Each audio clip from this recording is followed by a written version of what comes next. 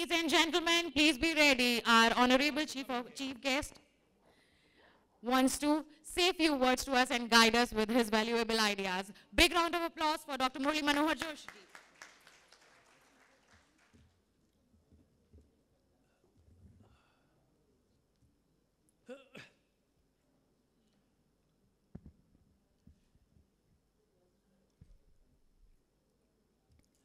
आज मेरा गला बहुत ख़राब है,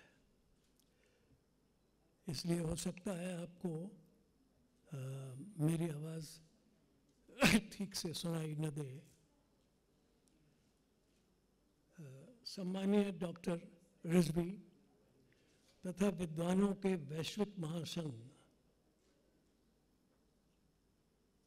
WFA के 8वें समागम में पधारे हुए भारतीय शिक्षाविदों और आज के समारोह में भारतीय शिक्षा के विभिन्न क्षेत्रों में अनुकरणीय एवं उत्कृष्ट योगदान के लिए समर्पित महानुभावों, आमंत्रित देवी और सज्जनों, सर्वप्रथम मैं आपके इस सारस्वत कार्यक्रम में सम्मिलित हो रहे भारतीय मनीषा के प्रतिनिधि विद्वानों का अभिनंदन करता हूँ और मेरा विश्वास है कि उनके सत्प्रयासों से अवश्य एक दिन भारत विश्व मंचों को पुनः अपनी प्रतिभा पुंज से आलोकित करेगा।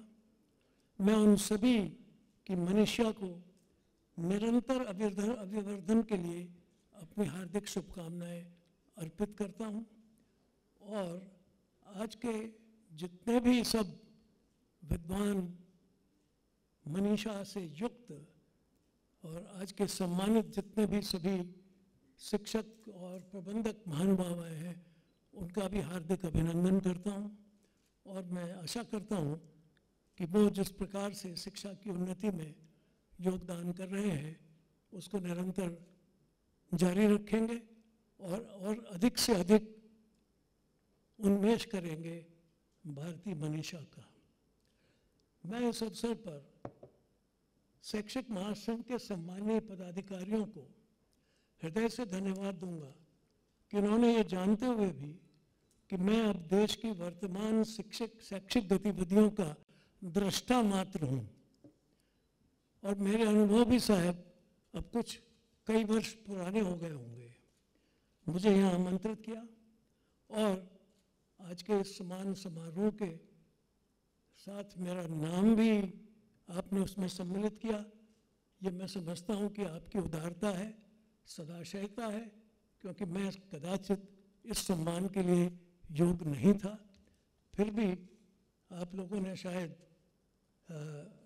कुछ स्नेह के कारण से अथवा कुछ पुराने लोगों का भी, क्योंकि इतने सारे नवीन प्रतिभाशाली व्यक्तियों के साथ किसी एक आध पुराने व्यक्ति को भी शामिल कर लेना चाहिए, शायद इस दृष्टि से आपने मुझे भी सम्मिलित किया होगा।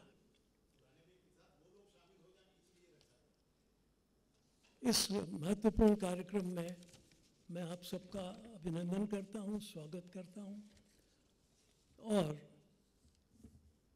इस महासंघ के सभी पदाधिकारियों का हृदय से आभार प्रकट करता हूं। सर्वप्रथम मैं अपने वक्तव्य को भारतीय शिक्षा के मूल मंत्र सा विद्या या विमुक्तये से प्रारंभ करना चाहूँगा। इसका अर्थ स्पष्ट है कि शिक्षित व्यक्ति बौद्धिक दास्ता से मुक्त होना चाहिए। ये एक ऐसा व्यक्ति जिसमें विचार स्वतंत्र है, वो कभी भी बौद्धिक दास्ता स्वीकार नहीं करेगा। इंटेलेक्चुअल जो उसकी प्रतिभा है, जो इंटेलेक्चुअलिज्म है, वो किसी का डोमिनेशन स्वीकार नहीं करेगा। It cannot be dominated, is free। जिसमें भी विचार स्वतंत्र है वो कभी बौद्धिक दास्ता स्वीकार नहीं करेगा और ना ही वो कभी किसी दूसरे की स्वतंत्रता का आहरण करेगा। ही इज फ्री इंडिपेंडेंटली, लेकिन ही वांट्स कि दूसरा भी स्वतंत्र है, नहीं तो फिर उसकी जो बौद्धिक स्वतंत्रता है वो बहुत संकुचित हो जाएगी। अतः ऐसी शिक्षा व्यवस्था का प्रबंध करना जो ऐसे प्रबुद्ध नागरिकों का सतत निर्माण कर सके और समाज का प्रमुख दायित्व होना चाहिए। अर्थात जो शिक्षा पद्धति हो उसका मुख्य दायित्व यह है कि ऐसे प्रतिभाशाली व्यक्तियों का निर्माण करे जो इंटेलेक्चुअली फ्री हो, फ्रीडम, जिसके लिए गुरुदेव रविन्द्रनाथ टैगोर ने कहा था कि फ्री माइंड, मनुष्य का मस्तिष्क स्वतंत्र है, किसी की दास्तां में नहीं है। तो ये एक बहुत बड़ी बात है, ये भारतीय शिक्षा का सबसे बड़ा मूल मंत्र है, सबसे बहुत प्रमुख मैं समझता हूँ उसका दर्शन है। और इसके लिए ये भी आवश्यक है कि केवल एक व्यक्ति का निर्माण तो नहीं हो सकता, इसके लिए तो एक पूरे समूह का निर्माण करना होगा। इसलिए एक पूरी सामाजिक, आर्थिक, राजनीतिक व्यवस्था का इसी प्रकार संचालन करना होगा कि उसमें ऐसे व्यक्तियों का निर्माण हो सके। तो ये मामूली बात नहीं है, एक ऐसी संस्था को निर्माण करना जिसमें से प्रबुद्ध और स्वतंत्र व्यक्ति, बुद्धि के व्यक्तियों का निर्माण हो सके। ये तब तक संभव नहीं होगा जब तक इसके लिए सारी पॉलिटिकल, इकोनॉमिक, सोशल, स्पिरिचुअल जितनी भी संस्थाएं हैं समाज की, उनमें आम सहमति ना हो। ये एक ऐसे समाज की कल्पना करता है कि जिसमें इस बारे में पूर्ण सहमति होनी चाहिए कि व्यक्ति स्वतंत्र, बौद्धिक स्वातंत्र, इंटेलेक्चुअल फ्रीडम, ये उसकी शिक्षा का उद्देश्य होना चाहिए। और मैं ऐसा समझता हूँ कि भारत में इसका पहले प्रयोग हो चुका है, लेकिन इस बात को हम जानते हैं कि जिन समाजों में इस प्रकार की शिक्षा प्रणाली को स्वीकार किया गया था, वहाँ निरंतर प्रगति हुई है, वहाँ निरंतर व्यक्ति स्वातंत्र भी बना रहा है, वहाँ प्रगति के नवाचार भी होते रहे हैं और उसमें सदा नवीन विचारों और क्रियाओं का प्राचुर्य होता रहा है। उसमें कमी नहीं हुई है इसमें, क्योंकि इसमें हमेशा नए नए विचारों का स्वतंत्र होने के कारण से, उनका विस्तार बहुत अधिक हो सकने के कारण से, उनकी जो कल्पनाएं हैं वो किसी से बाधित नहीं हैं, वो स्वतंत्र हैं, इसलिए वो बहुत बड़े नवाचारों का प्रयोग कर सकती हैं।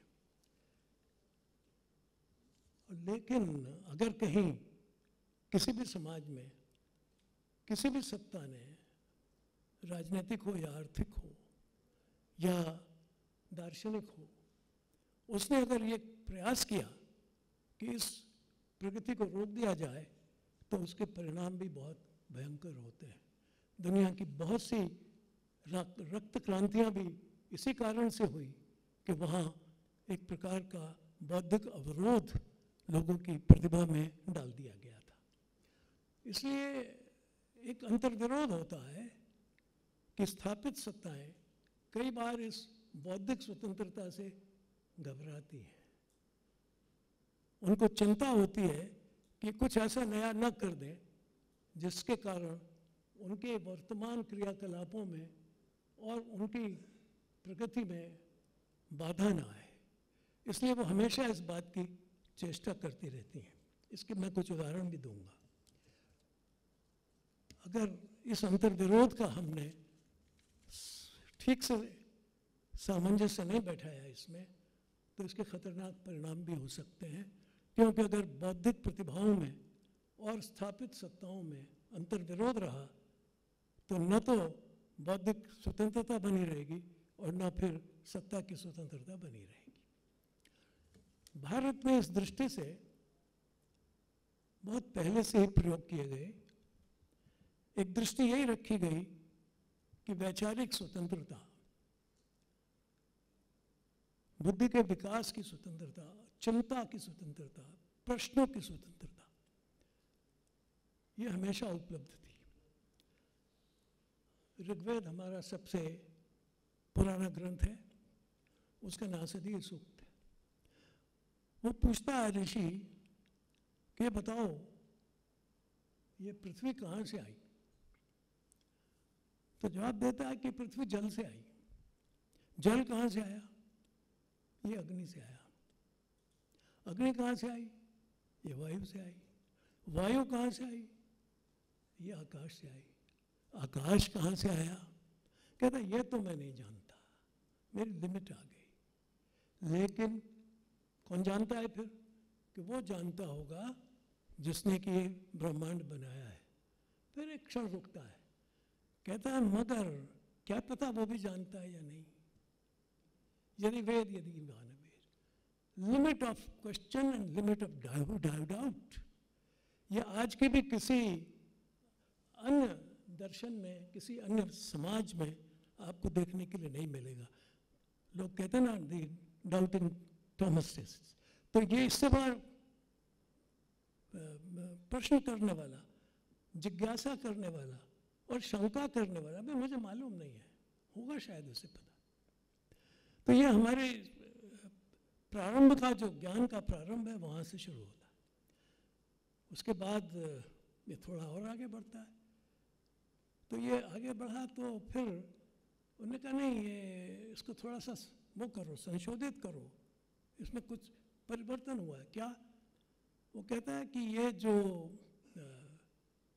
प्रोसेस है थोड़ी उल्टी है, ये आकाश से आई है और फिर उल्टी हुई है। क्यों? क्योंकि वो कहता है कि जो आकाश है वहीं से पानी आता है, वहीं से इस धरती में पानी बढ़ता है, वहीं से फिर एक पौधा निकलता है, जन्म होता है, और इस तरह से वो कहता है कि आकाश से ही, पर्यजन से ही हमको जन्म मिलता है। तो मुख्य आकाश है, फिर जल है, फिर वायु है और उसके बाद अग्नि है। यानी ये चिंता बराबर चलती रहती है, डिस्कशन है बराबर। एक ने कहा, दूसरे ने माना, इतना ही नहीं होगा, इसको थोड़ा सा चेंज कर लो।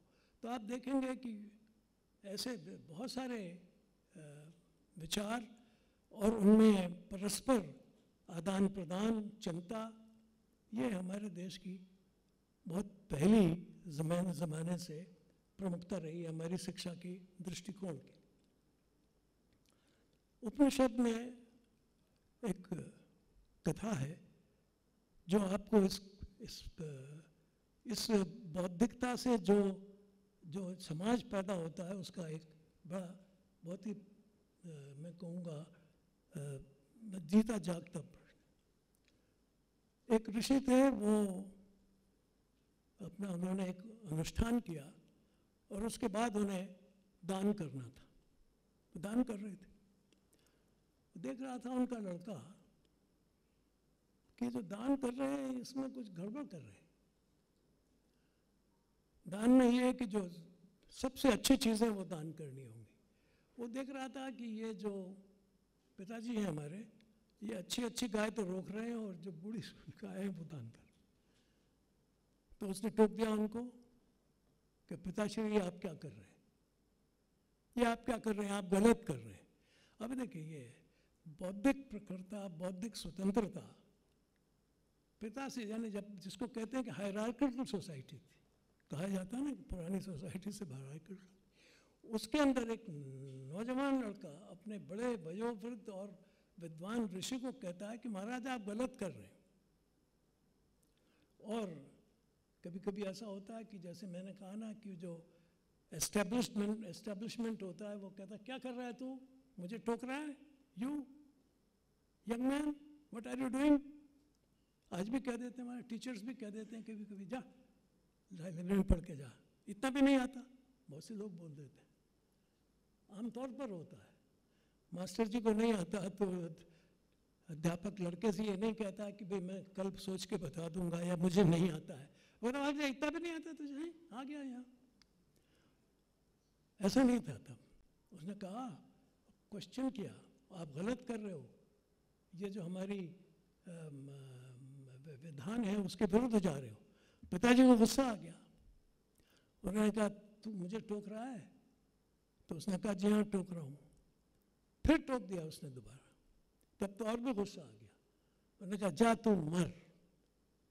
क्यों?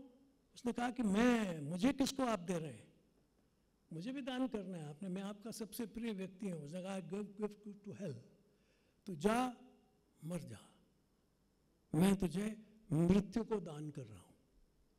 And this young man Nachiketa सीधे यमराज के यहाँ चला गया और कहने लगा कि मैं आ गया हूँ यहाँ, खड़ा हो गया उसके दरवाजे पर। अब यमराज कहीं गए हुए थे, रुका रहा 2 दिन 3 दिन, लौट के आए तो बोले क्या बात है young man, why are you here? तो साहब मैं इसलिए आया हूँ कि मेरे पिताजी ने आपके पास भेज दिया है। अरे भाई तुम 3 दिन से यहाँ भूखे प्यासे रहे हो, मैं बहुत प्रसन्न हूँ आपसे, मैं तुमको 3 वरदान देता हूँ। बोले ये मुझे कुछ नहीं चाहिए, मुझे तो आप ये बताइए कि जो ये आप डेथ के गॉड है ना, गॉड ऑफ द डेथ, तुम यमराज हो, मृत्यु के मालिक हो, ये मुझे बताइए कि ये मृत्यु और जीवन का रहस्य क्या है। अगर आप मुझे कुछ देना चाहते हैं तो आप मुझे बताइए कि मृत्यु और जीवन का रहस्य क्या है। उसने कहा ये नहीं हो सकता, वो नहीं हो सकता, तो मैं भी बैठा हूँ, मैं भी नहीं जा सकता हूँ। एंड आखिर में यमराज परास्त हुए और उस नचिकेता को उन्होंने वो ज्ञान दिया। ये एक बौद्धिक स्वतंत्रता और उसकी विशालता का एक बहुत पुराना नमूना है। इससे भी ज़्यादा एक नमूना वो अष्टावक्र का। अष्टावक्र जब माँ के गर्भ में थे तो उनके पिताजी कुछ पढ़ा रहे थे, पढ़ाते पढ़ाते उन्होंने कुछ गलत बोल दिया, तो ये माँ के पेट से ही बोल रहे हैं, गर्भ से ही बोल रहे हैं, हे पिताजी आप गलत बोल रहे हैं। फ्रीडम, बुद्धि की पराकाष्ठा, स्वतंत्रता, बौद्धिक स्वतंत्रता। उन्होंने कहा कहाँ बोल रहा है, यहाँ तो कोई दिखाई नहीं देता। फिर बोला उसने 2-4 मिनट के बाद, हे पिताजी आप कुछ गलत पढ़ा रहे हो, ये नहीं है ठीक। तो बड़ा गुस्सा आया कि तू कौन है? तो कोई नहीं आया। तो उनका अच्छा तू अभी पेट में से ही ऐसा बोल रहा है, तो जा तू टेढ़ा टेढ़ा बोलता है, तू टेढ़ा हो जा। वो अष्टावक्र हो गया, अभी हो गए पैदा। लेकिन ये तो थे बुद्धिमान। इन्होंने जाके सारे जितने भी जनक महाराज की सभा में जितने भी विद्वान थे सबको चैलेंज कर दिया, मैं आपको चैलेंज करता हूँ। और जब वो गया या वहाँ अपनी सभा में, तो लोगों ने कहा कौन आ गया, टेढ़ा बांकड़ा काला विला, जिसके दांत भी ठीक नहीं है, आँख भी ठीक नहीं है, हाथ पाँव भी ठीक नहीं है, ये आ गया यहाँ हमसे परास्त करने के लिए। वो हंसने लगे।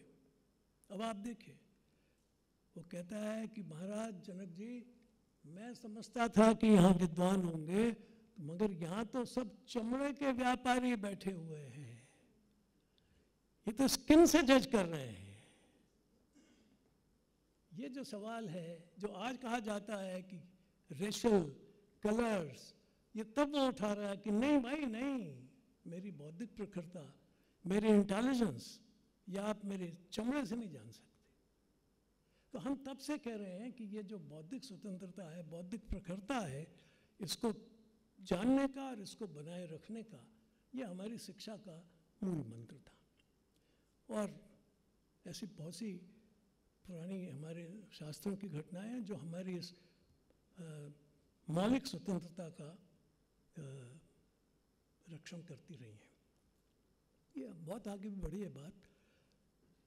हमारे यहाँ अनेक प्रकार के शास्त्रार्थों की परंपरा थी, शास्त्रार्थ से बात होती थी। यहाँ तक कि यूनिवर्सिटी का प्रवेश भी शास्त्रार्थ से होता, आज की तरह से नहीं कि आपने 10,000 लोगों को 1 लाख लोगों का एक कर लिया, फिर पर्चे गायब होने लगे, फिर उसमें पता नहीं क्या क्या होने लगा। वो सब मैं रोज़ पढ़ता हूँ। मेरे ज़माने में ऐसा नहीं होता था, लेकिन आजकल बहुत ज़ोर से हो रहा है, मगर तब भी नहीं होता था। परीक्षा नालंदा में, तक्षशिला में इस बात पर होती थी कि आप जहाँ प्रवेश लेना चाहते हैं उस कक्षा के द्वारपाल से आपको खटखट करनी पड़ेगी कि भाई मैं यहाँ एंट्री होना चाहता हूँ। तो आपकी परीक्षा लेता था कि आप क्वालिफाइड हैं कि नहीं यहाँ आने के लिए, इस क्लास में बैठने के लिए। अगर क्वालिफाइड है तो बैठ जाइएगा, और नहीं क्वालिफाइड है तो नीचे चले जाइएगा, और अगर ओवर क्वालिफाइड है तो आप उस क्लास के मॉनिटर हो जाएंगे, जो आपका अभी तक मॉनिटर था वो आपका जूनियर हो जाएगा। दैट मच ऑफ कि आपकी टैलेंट कितनी है, आपकी प्रतिभा कितनी है, ये सब चीज़ों को जज करती थी, न कि ये कि आप कहाँ पैदा हुए हैं, कैसे पैदा हुए हैं, कहाँ से आ रहे हैं। ये परीक्षा प्रणाली touching the intelligence, capacity to defeat. आप जब आप बताइए मुझे मेरे से बेहतर है कि नहीं, इफ़ यू आर ओके, अगर आप हैं तो कक्षा में प्रवेश करेंगे। तो आपको हमेशा अपनी बौद्धिक प्रखरता ये करनी पड़ेगी, और चैलेंज करने की आपको हमेशा सुविधा रहेगी। ये बड़ी बात होती है।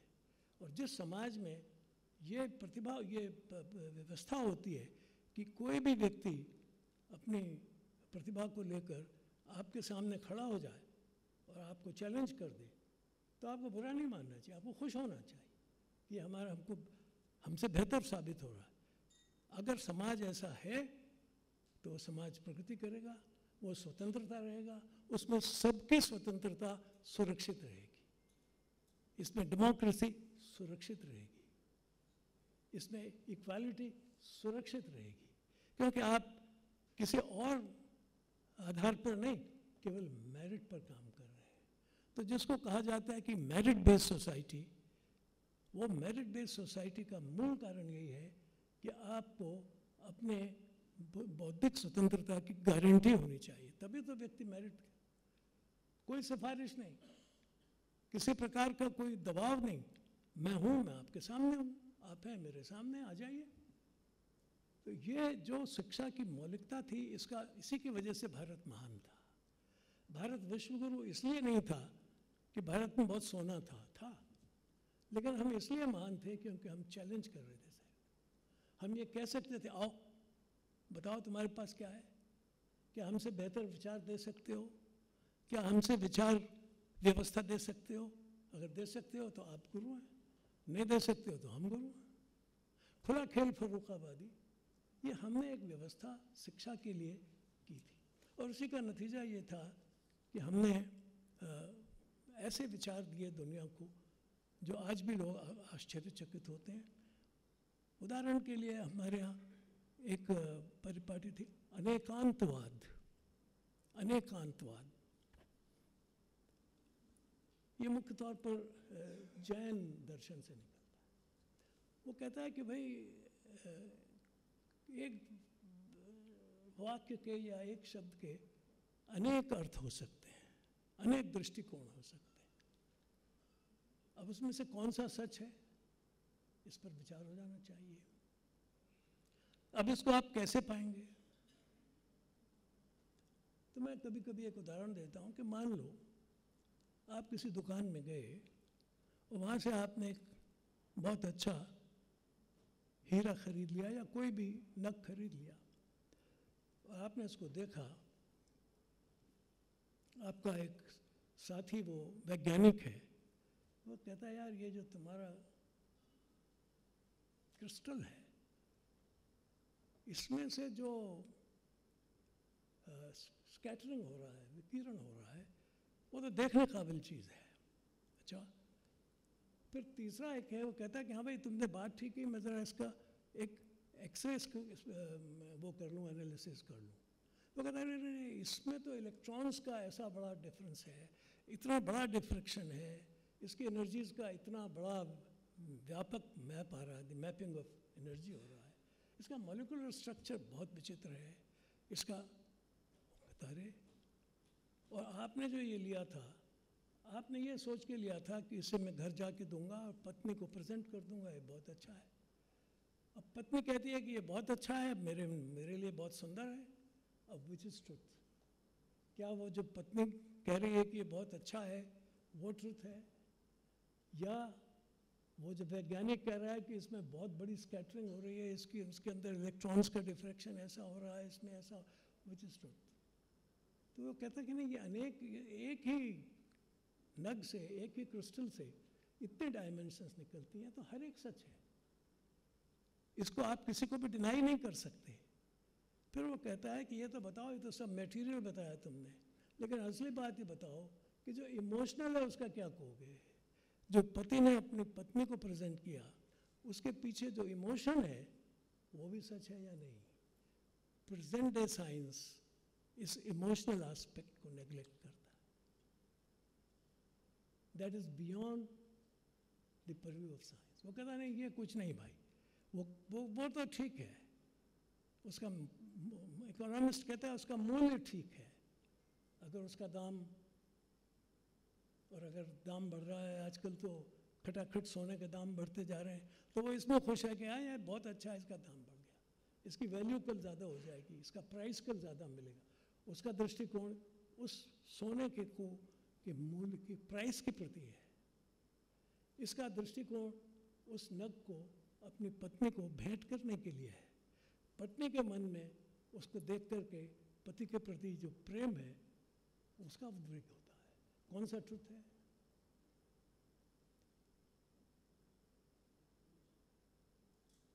तो कहता है कि ये सभी ट्रुथ है, ये सत्य को के अनेक पहलू हैं, और इस पर बहुत बहस होती है। लेकिन सबसे मज़ेदार बात यह है कि जब क्वांटम मैकेनिक्स के उद्गाता ने, श्रोडिंगर ने, उससे ये पूछा गया कि भाई तू क्या कर रहा है। जब क्वांटम मैकेनिक्स के सिद्धांत का उसने आविष्कार किया तो उसने, मैं कुछ नहीं कर रहा हूँ, मैं तो वही कर रहा हूँ जो वो ब्राह्मण कहता है। क्या कहता है? कि दैट दाउ आर्ट, जो मैं हूँ वो तू ही है, वही तू है। मैं तो अपनी थ्योरी में यही देख रहा हूँ, क्योंकि उस थ्योरी में ऐसी अनेक चीज़ें निकलती हैं कि इधर हज़ारों को उसके उसमें से निकलते हैं सत्य। तो कहता मैं ये भी कर रहा हूँ, पर अंततः कहता है कि मैं तो वही देख रहा हूँ भाई। वो कहता है कि चाहे इधर से देखो चाहे उधर से देखो, बात वही आके पड़ती है। So I am doing the same thing. मैं असली सत्य के बारे में इतना ही कह सकता हूँ कि भाई जो तू है वही मैं हूँ, जो मैं देख रहा हूँ वही तू भी देख सकता है। बट ही, उसको कहा जाता है कि उसने सारी दुनिया में परिवर्तन कर दिया। आजकल तो क्वांटम कंप्यूटेशंस जो हैं हमारी सारी दुनिया को बदल रहे हैं, उसका सारा परिवर्तन कर रहे हैं। पर वो कहता था उस समय कि मैं तो केवल यही बता रहा हूँ कि इतने इसमें से इसके इतने पहलू हैं कि कौन सा पहलू इसमें सत्य मैं नहीं कह सकता। रामकृष्ण परमहंस का एक शिष्य था, वो सपना देख रहा था। सपने में उसको दिखाई दिया कि उसके लड़की की शादी हो रही है, बहुत आयोजन हो रहे हैं। थोड़ी देर में एक ने उसको उठाया, अरे उठ, क्या हुआ? तेरे लड़के की मौत हो गई। अरे क्या बात कर रहे हो? अभी तो मैं उसकी बारात देख रहा था ना। तू देख रहा होगा। लेकिन तो रामकृष्ण के पास वो गए, कहने लगे महाराज ये क्या है? ना भैया ये भी सही है, इस दुनिया में वो मर गया है, उस दुनिया में वो स्वप्न की दुनिया में वो जिंदा है। तो ये जो स्वप्न की दुनिया है, क्या वो भी वैसे ही सच हो सकती है जैसे कि सामने की? यही क्वांटम मैकेनिक्स कहता है कि ये भी सच है वो भी सच है। यही आपका अनेकांतवाद कहता है। ट्रुथ, सच क्या है? हमारी शिक्षा इस बात के लिए आग्रह नहीं करती है कि जो मैं कह रहा हूँ वही सच है। वो कहता है कि तू भी सच है, ये भी सच है, वो भी सच है। इस शिक्षा ने इसलिए हमेशा ये कहा कि हम जितने भी विचार हैं उन सब का आदर करते हैं, उन सबों को स्वीकार करते हैं, और उसमें से जो हमारे लिए उपयोगी है, हमारी दृष्टि से जो हमारा विकास कर सकता है, वो हम स्वीकार करते हैं। जिससे तेरा विकास हो सकता है तो उसे स्वीकार कर, लेकिन हम इसके लिए संघर्ष नहीं करते हैं। इसलिए आप देखेंगे कि भारतीय विचार जहाँ कहीं भी दुनिया में गया वो बिना हिंसा के गया। ये हमारे इस देश के विचार की सबसे बड़ी विशेषता है, क्योंकि हमने हिंसा से विचार नहीं दिया। हमने किसी के ऊपर बौद्धिक आक्रमण नहीं किया, हमने बौद्धिक शास्त्रार्थ किया, समझाया कि हमारा कहना ये है, अगर आपको स्वीकार है तो स्वीकार है, नहीं है तो आप। तो इसलिए हम दूर तक जा सके, दुनिया का कोई कोना नहीं है जहाँ भारत नहीं जा सकता। तो ये हमारी भारत की प्राचीन शिक्षा का महत्व है, कोई कोना नहीं। हम आप देखेंगे कि इंडोनेशिया का आज जो धर्म है, मज़हब है, वो तो मुस्लिम धर्म है, लेकिन उसके अंदर जो विचारों का एक बहुत बड़ा स्रोत है वो तो भारत से गया है। उन्होंने सांस्कृतिक रूप से बहुत सी चीज़ें अपनाई की हैं जो भारत, वो कहते हैं स्वतंत्र कि भाई ये तो ठीक है, ये हमारा मज़हब है, ये हमारा एक दृष्टिकोण है विश्व को देखने का, लेकिन ये एक हमारा सांस्कृतिक दृष्टिकोण है, वो भी हम स्वीकार करते हैं। ये जो सिंक्रोनाइजेशन है, जिसको सिंक्रेटिज्म कहते हैं, ये केवल भारत के विचार से ही संभव। हमने किसी को बिलात कन्वर्ट नहीं किया इस भारत के विचार ने, हमने उसको ऑफर किया, ये हमारा विचार है, डू यू एक्सेप्ट? उसने कहा जी welcome, you don't accept, okay you go ahead. तो ये हमारी शिक्षा की इस मूल बात से कि हमने बौद्धिक स्वतंत्रता को हमेशा बचा के रखा और किसी पर आक्रमण नहीं किया, क्योंकि ये बौद्धिक स्वतंत्रता किसी दूसरे की स्वतंत्रता का अपहरण नहीं करती है। अब इसके आगे हम आज की शिक्षा पर विचार करें।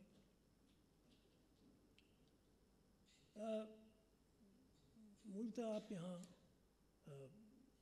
उच्च शिक्षा और टेक्नोलॉजी के बारे में ही शायद विचार करते रहे। हमारी आज की शिक्षा का क्या उद्देश्य है, उसका मूल मंत्र क्या है, ये मैं लोगों से पूछता हूँ।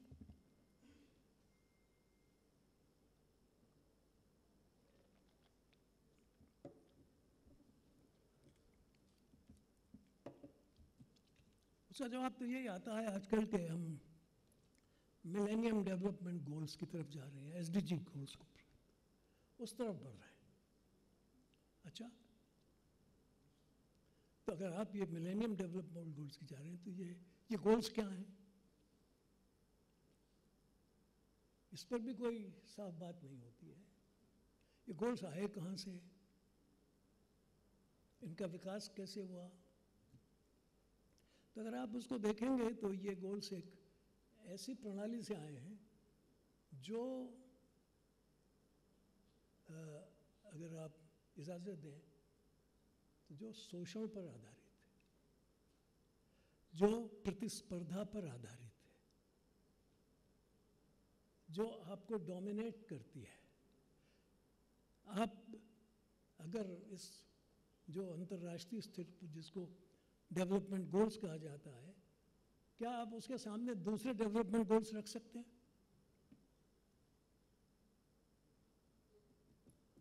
क्या वैकल्पिक डेवलपमेंट गोल्स रखने की स्वाधीनता है?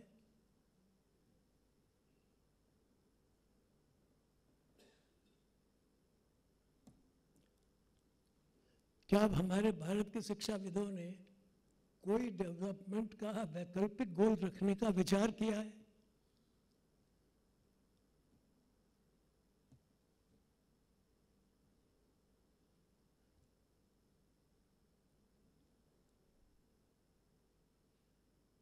भाई आपने क्यों मान लिया डेवलपमेंट गोल? यही होने चाहिए। पहले मिलेनियम थे, फिर ये हुए, फिर अब स्पेशल डेवलपमेंट गोल हो गए, फिर विशेष डेवलपमेंट। ये हम किधर जा रहे हैं, क्या कर रहे हैं? हमारी इस शिक्षा का मूल मंत्र क्या है? तो मूल मंत्र केवल अगर कहा जाए तो इकोनॉमिक डेवलपमेंट, आर्थिक विकास। इस आर्थिक विकास का मतलब क्या है, उसका पैमाना क्या है? तो उसका पैमाना कहा जाता है ग्रोथ, उसका पैमाना है डीजीपी, जीडीपी। अगर आपकी जीडीपी बढ़ रही है तो आप विकसित होते जाए। हर रोज़ मैं अखबार में पढ़ता हूँ कि हमारी जीडीपी इतनी बढ़ गई, इतनी बढ़ गई, इतनी बढ़ गई, और हम खुश हो जाते हैं, हमारी जीडीपी बढ़ रही। भाई है क्या भला ये जीडीपी? ये हमारे देश में किसी ने विचार किया है कि भाई जीडीपी का मतलब क्या है? ये जीडीपी तो कांस्टेंट है, ये तो कुजिन्स ने निकाला था, जो अमेरिकन इकोनॉमिस्ट था। उसके सामने समस्या ये थी कि अमेरिका की समूची संपत्ति का हिसाब कैसे रखा जाए, उसका आकलन कैसे किया जाए। और उसने सिद्धांत बनाया कि ऐसे ऐसे नेशनल वेल्थ का आकलन किया जाना चाहिए। उसको बहुत से देशों ने मान लिया, फिर अंतर्राष्ट्रीय स्तर पर मान लिया। पर हमने विचार किया कि नहीं, हमारे देश में इस पर विचार हुआ कि नहीं, हमें इसको मान लेना चाहिए। Why should we accept it? क्या ये रैशनल है? ये सवाल तो कम से कम इस देश में उठना चाहिए था, क्योंकि हम तो बौद्धिक स्वतंत्रता के पक्षपाती हैं। क्या ये प्रश्न किए गए? क्या विश्वविद्यालयों के कुलपतियों ने ये सवाल किया? क्या इस देश के अध्यापकों ने ये सवाल किया? या हमारे यहाँ जो आज अनुसंधान होते हैं, रिसर्च होती है, उसमें ये सवाल उठे?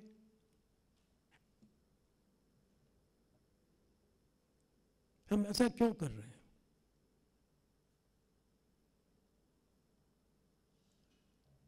अब अगर ग्रोथ को भी हम मान लें तो ग्रोथ का मतलब क्या है, जीडीपी का मतलब क्या है? तो जीडीपी का मतलब है, वो कहता है कि the money value of the goods and services produced. Money value of the goods and services produced. ये भाई गुड्स कहाँ से आ जाती हैं? तो ये तो जो रिसोर्सेज हैं, जो प्रकृति के संसाधन है, उसमें से, उसी में से लोहा निकालते हैं आप, उसी में से तांबा निकालते हैं, उसी में से अनाज पैदा करते हैं। जो भी कुछ करते हैं वो इस पर्यावरण से करते हैं, इस एनवायरनमेंट से करते हैं। पानी भी उसी से लेते हैं आप, हवा भी उसी से लेते हैं, खनिज भी उसी से लेते हैं, और उसमें से आप कुछ प्रोड्यूस करते हैं। तो इसकी एक लिमिट होनी चाहिए ना, क्योंकि पर्यावरण तो लिमिटेड है, रिसोर्सेज इस पृथ्वी के लिमिटेड हैं। ये सवाल मैं बार बार पूछता हूं, क्या हम किसी लिमिटेड सोर्स से अनलिमिटेड चीजें पैदा कर सकते हैं? Can be? पर हम कर रहे हैं। अभी तक जो वैज्ञानिक आंकड़ा देते हैं, वो कहते हैं कि इस पृथ्वी का लगभग दुगना हम खा गए। We have consumed as much as about 1.8 to 1.9 of this environment. तो आप कितने ग्राम खाएंगे भाई? कुछ दूसरों के लिए भी छोड़ेंगे कि सब खुद ही खा जाएंगे?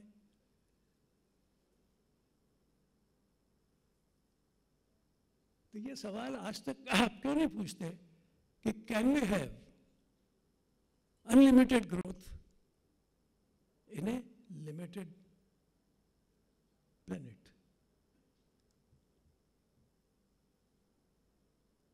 ये सवाल भारत से उठना चाहिए कि भाई ठीक है, ग्रोथ समझ में आ गई, विकास होना चाहिए, पर कैसे,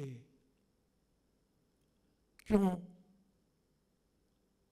किस रास्ते से?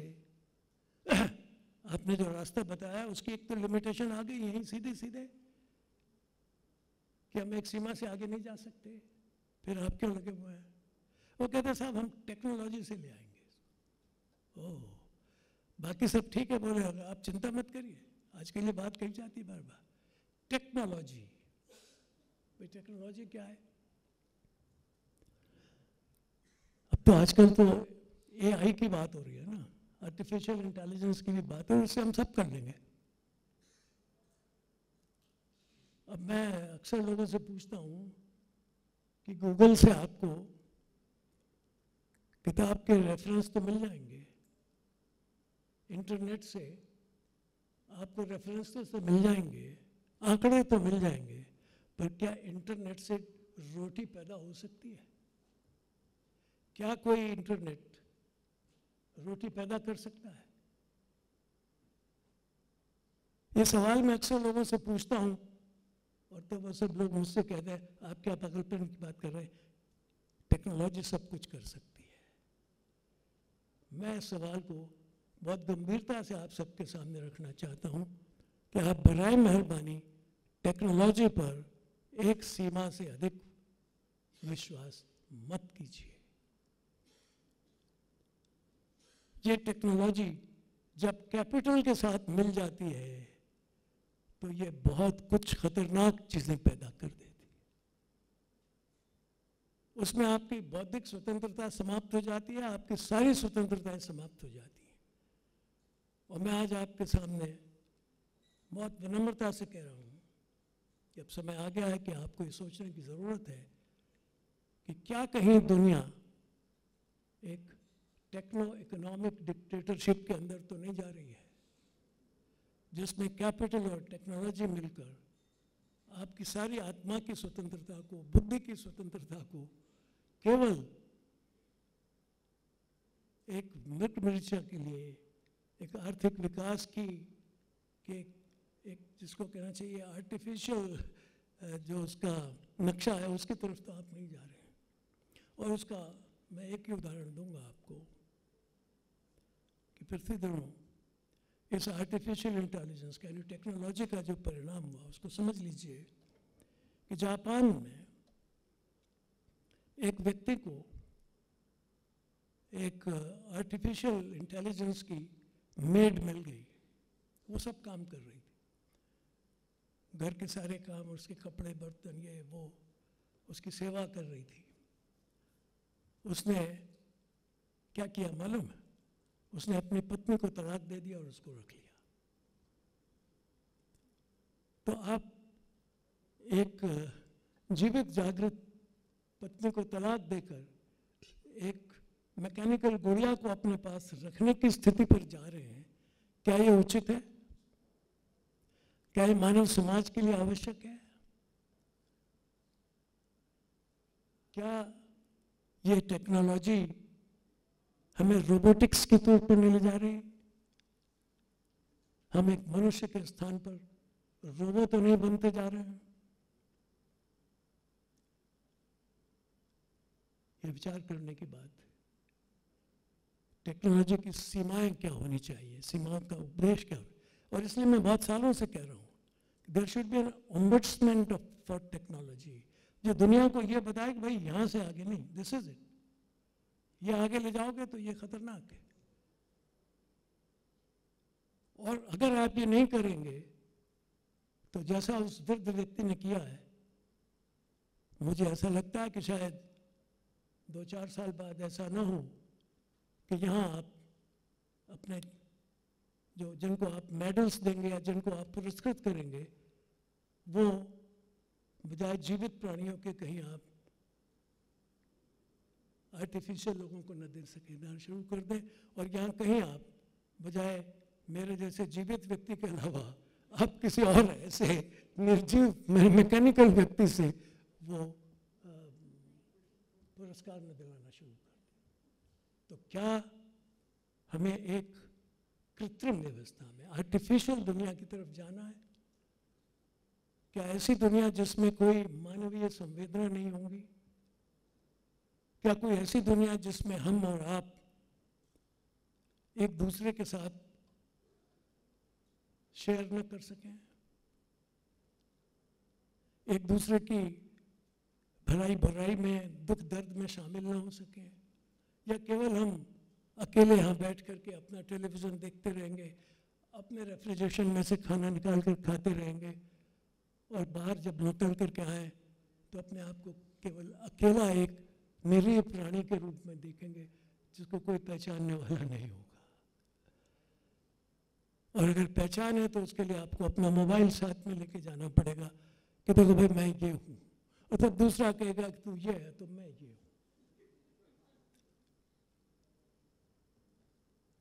एक ऐसे विश्व की कल्पना हमने नहीं की थी और मैं समझता हूं कि किसी को भी नहीं करनी चाहिए। यह विचारणीय विषय है कि टेक्नोलॉजी और कैपिटल, इसका खेल कहां तक जाएगा। ये विचारणीय विषय है कि मानव के सुख की कोई सीमा है या नहीं है। क्या मानव का सुख किसी दूसरे को दुखी करके भी प्राप्त किया जाना चाहिए, ये सवाल है। क्या मुझे अपनी भूख मिटाने के लिए दूसरे का भोजन निश्चय रूप से छीनना ही चाहिए, ये सवाल है। या मुझे अपनी भूख दूसरे के साथ बांटकर भोजन करना चाहिए, ऐसा विश्व होना चाहिए, ये बुनियादी सवाल है। क्या मुझे छीनकर खाना चाहिए या मुझे बांटकर खाना चाहिए? माफ कीजिए, आज जिस दिशा में हम जा रहे हैं, दुनिया जा रही है, हम भी उसी के पीछे एक प्रवाह पतित के तौर पर दौड़ते जा रहे हैं। और हमें एक कृत्रिम मृग मरीचिका के जानते थे, वो आप जानते हैं, सीता जी को मालूम था कि सोने का मृग नहीं होता, लेकिन गने लाना चाहिए। नतीजा क्या हुआ? सारी रामायण हो गई उसी में। तो ये सोने की जो खोज है या सोने के पीछे दौड़ने की जो तृष्णा है, वो कहाँ ले जाती है, ये भारत के इतिहास ने हमको बता दिया है। तो ये एक सीमा तक रहना चाहिए, और हमारी शिक्षा ने, हमारी बुद्धिमत्ता ने हमको ये बताया है कि इसकी सीमा है। हमें सीमा में रहना चाहिए, मर्यादाओं में रहना चाहिए। ये मर्यादित समाज, मर्यादित उपभोग, ये हमारे देश ने सारी दुनिया को दिया है। और मैं समझता हूँ कि आप जितने भी मनीषी यहाँ हैं, वो जहाँ भौतिक प्रगति के लिए इस देश में अपना स्थान रखते हैं, वहाँ इस बात का विचार करते रहेंगे कि ये भौतिक प्रगति, इसकी कुछ सीमाएं हैं या वो असीम हो सकती है। यदि हो सकती है तो उसका रास्ता क्या है, उसका तरीका क्या है, और क्या केवल टेक्नोलॉजी उसे हासिल कर सकती है। ये 20-25 साल पुराने मेरे जो अनुभव हैं, उसके आधार पर मैं कह रहा हूँ, मैं पुराने अनुभवों की बात कर रहा हूँ। हो सकता है आपके अनुभव कुछ दूसरे हों, मैं उन्हें स्वीकार करूँगा, क्योंकि मैं तो अनेकांतवादी हूँ, मुझे इसमें कोई दिक्कत नहीं है। लेकिन मुझे उसका ये प्रमाण चाहिए कि आप वस्तुतः उससे सुखी हो रहे हैं। अगर हो रहे हैं तो मैं भी होना चाहूँगा, और अगर आप नहीं हो रहे हैं तो मैं आपको दुखी होने से बचाना चाहूँगा। धन्यवाद।